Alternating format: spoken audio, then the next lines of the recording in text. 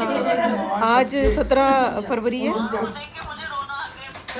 नहीं अभी लेके जा रही खाला इसको अस्पताल, तो हमारे बच्चे बीमार हो गए हमेशा की तरह। और मैं एक चीज़ दिखाना चाहती हूँ, 17 फरवरी आज बड़ी प्यारी चीज़ मिली। मानो रो नहीं बेटा। तो ये देखें यहाँ पर स्कूल के बच्चे आए हुए हैं,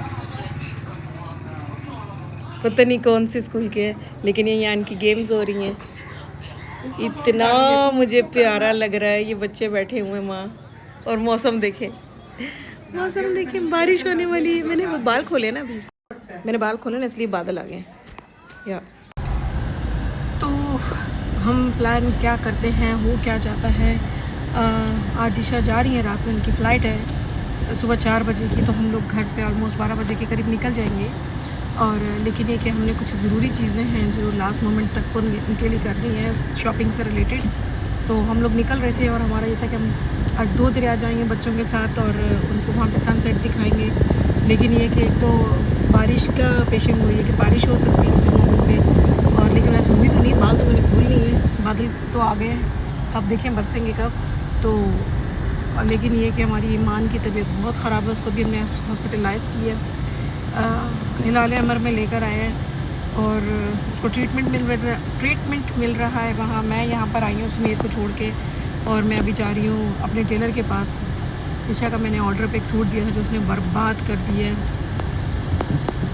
पता नहीं हम लोग क्यों डिज़ाइनर बनने की कोशिश करते हैं कि हमें सब पता है, पैसे भी ज़ाया, टाइम भी ज़ाया, चीज़ भी ज़ाया, दिल टूटे वो अलग। तो वेल, पुलिस वाला जा रहा है मेरे साथ में, उसके सामने गाड़ी चलाते हुए वो मोबाइल यूज़ कर रही हूँ, उसको कोई फ़र्क ही नहीं, और वो भी छालिया खा रहा है बैठ के। मैं कहा खा बेटा। तो या और आज का दिन जो है वो बहुत खन्ना जिसको बोलते हैं ना, बहुत मुख्तसर है, बहुत सारी चीज़ें करने को, और 5 बजने को यहाँ पे शाम के ना, तो अभी कुछ भी नहीं किया। तो लेकिन ये कि बच्ची बीमार है, अल्लाह में उसको सेहत दे, मेरी जान को, ईमान को। तो इतनी बुरी हालत थी कि वो रोना शुरू हो गई। तो मैंने कहा बेटा आप ऐसे मत रहो, हम इस चीज़ से गुजर चुके हैं, हमें पता है कि यहाँ पे जब तबीयत ख़राब होती है तो कितनी ख़राब होती है। अच्छा, बाइक्स वालों ने तो ऐसे रखा हुआ जैसे उनका ना राज चलता है, गुंडा राज।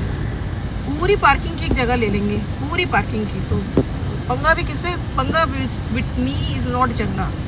या अच्छी हूँ तो अच्छी, नहीं अच्छी तो बिल्कुल अच्छी नहीं हूँ।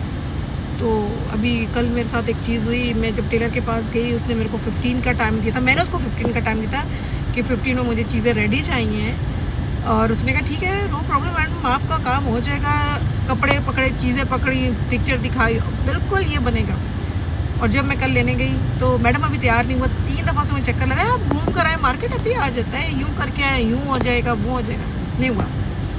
हम लोग जब वहाँ पर पहुँचे, बेटा कौन है यहाँ पे मेरा, वैसे मैं ना यहाँ पे इतने सारे लोग हैं, 40 यानी 60 साल के, 80 साल के भी, तो मैं उनको भी बेटा बोल रही थी। तो वो लोग ने, मेरी बहनें कहती तेरे अब्बू जितना, मैं कहा मेरे लिए सब बच्चे हैं, तो मेरे लिए सब बाप भाई है, इसमें कोई शक नहीं, सिवाय एक शख्स को छोड़ के, वो जो कोई भी होगा, बाकी सब पूरी दुनिया मेरे लिए ना बाप भाई है। मैं राखियाँ बांध सकती हूँ। तो या तो ये मैं अपनी पर्सनालिटी के बारे में बता रही थी। तो मुझे उस बच्चे पे, उसने जब मुझे वो चीज़ दिखाई जो मैंने बहुत मोहब्बत से ईशा के लिए उसको सरप्राइज़ देने के लिए एक चीज़ डिज़ाइन की थी, और जब मैंने उसको देखा, आई डोंट नो मैं इतना बदतमीज़ इंसान कैसे हो सकती हूँ, लेकिन ये मैंने किया।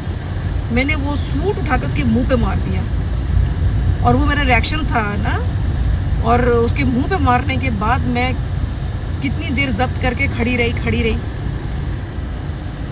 तो मेरे साथ ईशा थी, उन्होंने मुझे कहा आपका गुस्सा, उसने मुझे डॉच में कहा आपका गुस्सा बरहक है, लेकिन आपको बिल्कुल हक नहीं है कि मम। तो उन्होंने मुझे कहा कि आप बिल्कुल, ऐसा ठीक नहीं है कि किसी के मुंह पर चीज़ इस तरह से फेंकना, जो भी आपका गुस्सा ठीक है, लेकिन ये चीज़ ठीक नहीं थी। तो मुझे एहसास हुआ, और मैं ये नहीं समझती हूँ कि बड़ा है तो वही आपको एक अच्छी बात बता सकता है, बच्चा भी बता सकता है, और आप हमेशा सही नहीं हो सकते, गलत भी हो सकते हो। अब चढ़ना है खुद। तो फिर क्या हुआ कि मैंने कहा ओके, फिर मुझे रियलाइज़ हुआ कि मैं गुस्से में ज़्यादा कर गई। अच्छा, मैंने यहाँ देखा कराची की औरतों को गाड़ी नहीं चलानी आती है तो घबराई, दोनों उसके हाथों से स्टीयरिंग पकड़े होंगे, यूं कर रही थी। तुम गाड़ी नहीं चलानी थी तो घुसती क्यों तुम इतनी ट्रैफिक में भाई? और दुनिया जहाँ का वो उन्होंने वो लगाया होता है ट्रैफिक जैम, इनकी वजह से ज़्यादा लगा होता है, औरतों की वजह से, जो स्पेशली क्लिफ्टन के एरियाज़ में ना। अब मेरे आगे कोई जा रही दादी अम्मा, चल ले आंटी,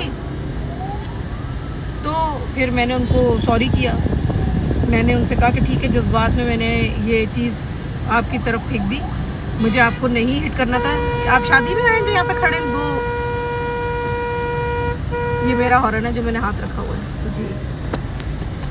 इंटरेस्ट पे ना क्या कहते हैं, चारों इंडिकेटर चला के खड़े हो गए कि हम तो यहाँ खड़े हो रहे हैं। क्यों भाई, अब्बा की रोड है तुम्हारी, तुम खड़े हो रहे हो। तो खैर, फिर मैंने उनको एक्सक्यूज़ की अपने टेलर को। मैंने कहा सॉरी, मैंने ये चीज़ आपके मुंह पे नहीं मारनी थी। वैसे मेरे दिल में ये था कि मैं इसके मुंह पे मारूँ, मैंने किया, लेकिन मैंने उसकी इज़्ज़त रखने के लिए उसे कहा मैंने आपके मुंह पे ये नहीं मारनी थी। नहीं डालनी यहाँ पे गाड़ी, मुझे रोक लेते हैं, रुक जाओ रुक जाओ रुक जाओ। तो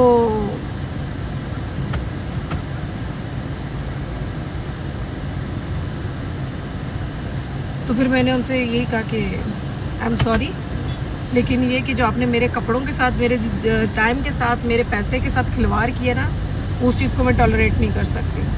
तो यार आप यकीन करें, अकेला वो सूट का जो कपड़ा है ना, वो 20,000 रुपये का, बेशक छोटी सी अमाउंट है, और उसके ऊपर उन्होंने 20 रुपये वाली भी लेस नहीं लगाना। यहाँ मुझे, मैं खुद आ जाऊँगी, हट जा आगे से, बदतमीज़।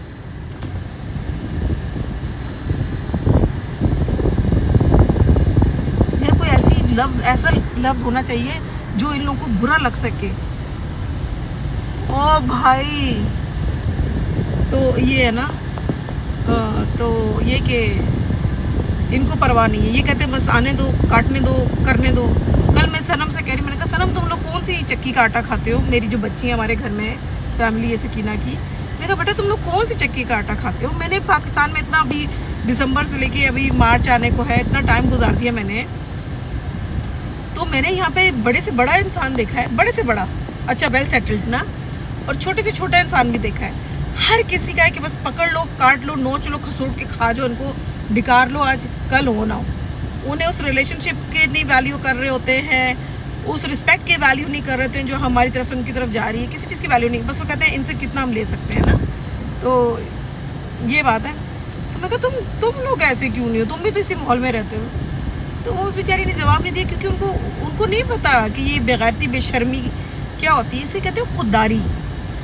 वो लोग, सनम लोग हमें खुददारी दिखा रहे हैं ना सकीना लोग, तो वो हमारी ज़िंदगियों का हिस्सा बन गए हैं, ज़िंदगी का।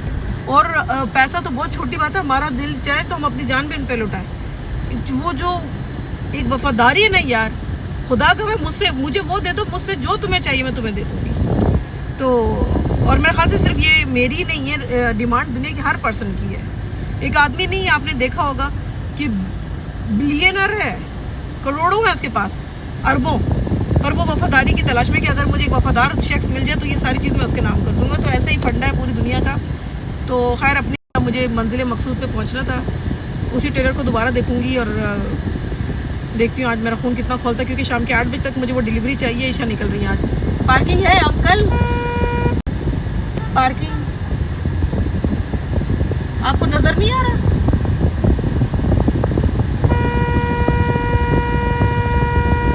इधर गाड़ी,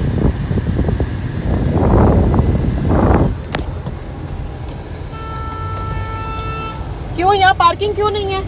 ये पार्किंग ही तो है। नहीं, जगह नहीं।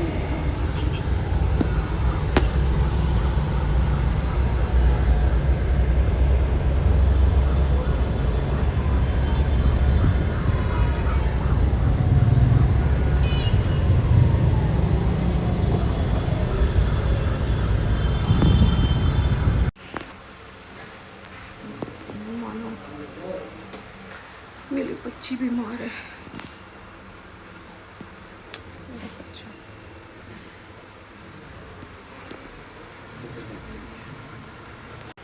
तो अभी मैं हिलाले अमर बैठी हूँ, क्लिफ्टन का जो क्लिनिक है इमरजेंसी, और हमारे बच्चे की बहुत बुरी हालत है, और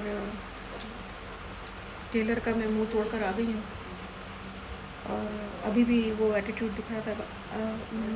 आप मुझे बताएं जो आप लेकर आई हैं वो मैं उसको एडजस्ट कैसे करूँ, वो तो सिलाई पूरी होगी। तो मैंने कहा तो सिलाई तुमने की थी ना भाई, तो तुमने अभी पेमेंट लेनी कि नहीं लेनी है? काम करके दोगे तो पेमेंट मिल जाएगी। तो यहाँ और अब अल्लाह ने मेरी बच्ची को सेहत दे और खैरियत से हमारा दिन गुजराने।